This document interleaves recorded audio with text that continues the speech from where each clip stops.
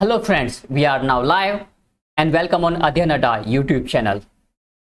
दोस्तों आज हम बात करेंगे यहाँ पर उच्चारण स्थान के आधार पर व्यंजनों के प्रकार। यहाँ पर काफी महत्वपूर्ण होने वाला है ये आपका अध्यापक पात्रता परीक्षा, और जितने भी आप यहाँ पर स्टेट के एग्जाम दे रहे हैं वहां पर भी लेखपाल का एग्जाम हो या फिर आपका दिल्ली पुलिस या यूपी पुलिस का एग्जाम हो तो वहां पर भी आपको महत्वपूर्ण होगा। और दिल्ली के काफी सारे एग्जाम जहां पर हिंदी का ग्रामर पूछा जाता है वहां पर भी काफी महत्वपूर्ण रहेगा। तो काफी सारे क्वेश्चन आपके माइंड से निकल जाएंगे। वीडियो को अंत तक देखिएगा यदि आप चाहते हैं हिंदी से आप किसी भी प्रकार से पीछे नहीं रहना चाहते हैं। तो चलिए शुरू करते हैं। सबसे पहले आपके यहाँ पर आते हैं उच्चारण के स्थान पर क्या स्वर यंत्रोमुखी किसे कहा जाता है। स्वर यंत्रोमुखी यहाँ पर किसकी बात की जा रही है, आपके व्यंजनों की। यानी कि जब आपका स्वर यंत्रोमुखी आपका उच्चारण कहां से हो, लिरिक्स से हो रहा, आपके कंठ से हो रहा, यहाँ पर इसे स्वर यंत्रोमुखी कहते हैं। और ये जो होते हैं हा और सा ध्वनि होती है, सरकार वाला सा और हा। अब यहाँ पर आप ध्यान से देखेगा इनकी ध्वनि का उच्चारण क्या होता है।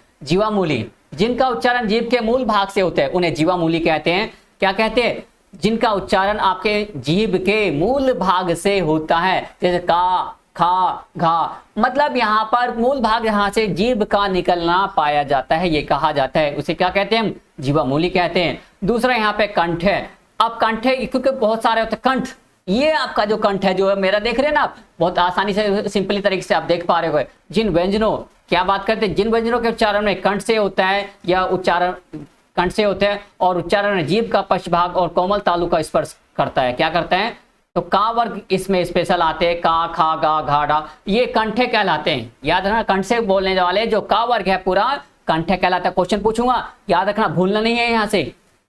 दूसरा तालु, जिनका उच्चारण जीभ की नोक या अग्रभाग के द्वारा होता है। तालु कौन से, तालु, तालु मतलब यहाँ पर जीभ की जो तालु इन्हें कहते हैं, ठीक है, जिनका उच्चारण जीभ की नोक और अग्रभाग के द्वारा कठोर तालु के स्पर्श से होता है।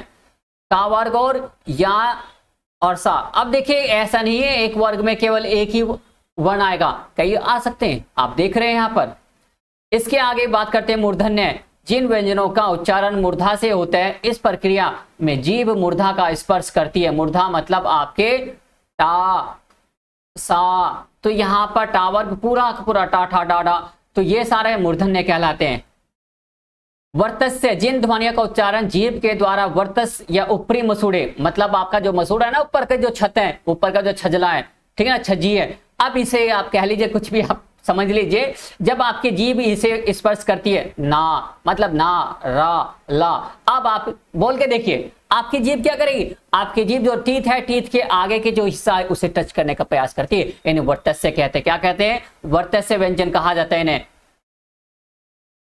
दंत है, जिन व्यंजनों का उच्चारण दांत की सहायता से किया जाता है। किसकी सहायता से किया जाता है, दांत, ता वर्ग और सा, सरकार, ठीक है, ता, ता, ता, धा, धा, सारे के सारे जीभ आप ही ऐसे लगता है जीभ ने काट, जो दांत है जीभ को काटने के लिए तैयार है। जैसे बिल्ली को कुत्ता काटने के लिए तैयार होता है उसी तरह जीभ को दांत काटने के लिए तैयार होते हैं। तो ये क्या होते हैं, आपके दंत कहलाते हैं, जिन दांत की सहायता से होते हैं और जीभ की नोक ऊपरी दंत पंक्ति को स्पर्श करती है। बोल के देखो, ता है ना, ऊपर पहुंची और प्रयास करिए, तो इसे दंत्य कहा जाता है। आगे बढ़ते हैं यहाँ पर दंतोष्ठ है।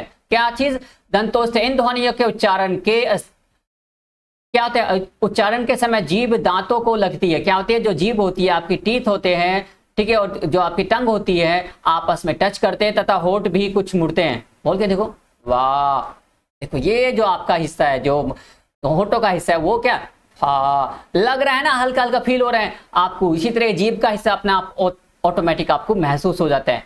ओष्ठ है, ओष्ठ मतलब आपके होठों के द्वारा बोले जाने वाले व्यंजन ओष्ठ कहलाते हैं। इन्हें पा वर्ग कहते हैं। क्या कहते हैं हम, पा वर्ग के जितने भी आपके ओष्ठ व्यंजन कहलाते हैं। और ये थे हमारे व्यंजन, और व्यंजनों को एक बार दोबारा से देख लेते हैं। यहाँ पर हमने यहाँ पर जो जाने सारे के बारे में एक बार क्लियर थोड़ा सा, ताकि आपको माइंड में रह जाए। पहले स्वर यंत्रोमुखी कौन सा होता है, हा और सा होता है। जीवामूली का, खा, गा, और कंठ से बोले जाना है का वर्ग, तालु, का, या से, ठीक है। और इसके बाद मूर्धन्य टा वर्ग और सा वर्ग।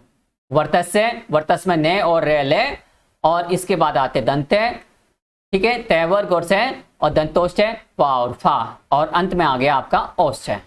ओष्ठ मतलब आपके ओष्ठों के द्वारा, होठों के द्वारा जिन व्यंजनों का उच्चारण किया जाता है और आपके होठ आपस में एक दूसरे को टच करते हैं।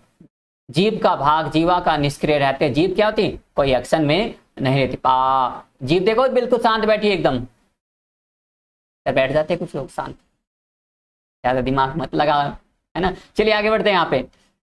तो ये आपका आज का इतना सा लेक्चर था। इसमें हमें क्या अच्छा लगा, कौन सा पार्ट अच्छा लगा, कौन सी, कितना आपको आता था, या आपने कुछ नया सीखा। यदि सीखा तो लाइक कर दीजिएगा और शेयर भी कर दीजिएगा। घंटा जरूर दबा दीजिएगा दोस्तों, घंटे के बगैर काम नहीं चलता, है ना। चलो मिलते हैं नेक्स्ट वीडियो में, तब तक के लिए take care, thank you very much.